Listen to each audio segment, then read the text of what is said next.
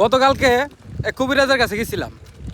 তাই কবিরাজের কাছে গিয়ে কইলাম যে কবিরাজ সাহেব আমার তো বিয়ে হইতেছে না। পরে কবিরাজ আমার কইছে লক্ষ্মীপুর দা ঢুকিয়া চলন বিল যাইবা, চলন বিল গিয়ে রামনগরের ব্রিজের একটা বট গাছ পাইবা। এই বট গাছের নিচে গিয়ে দেখবো তোমার বউ বয়ে লইছে।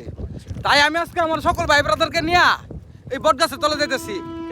এই বট গাছের তলে যাইতেছি সামনে দেখতেছি কি ভিডিও করার মধ্যে একটা লেল আইতেছে। এই লেল এটা তো হুদা রেল না ভাই, এটা কোন রকমের রেল ভাই এটা আমি বুঝলাম না। কারণ আমরা যাইতেছি শুধু দেখতেছি একটা ডাব্বা, আর তো কিছু নাই।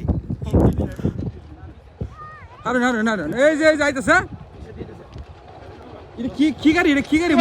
একটা ডাব্বা দেখতেছি অনেক কি আমার বকিটা যাইছে। এবার আমার বকিটা যাইছে, আমার বয় করছে, আমার বয় করছে। এটা বউ বাড়ির গাড়ি, বউ কই বউ? বউ বাড়ি দেখি না। আইয়ো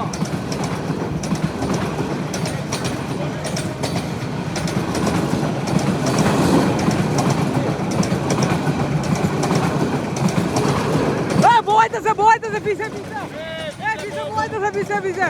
ওই আপনারা দেখতে পাচ্ছেন আমার বইতেছে গাড়ি দিয়া। এই যে আমার ওর বাড়ির সব লোক টয়লেটের ভিতরে। ও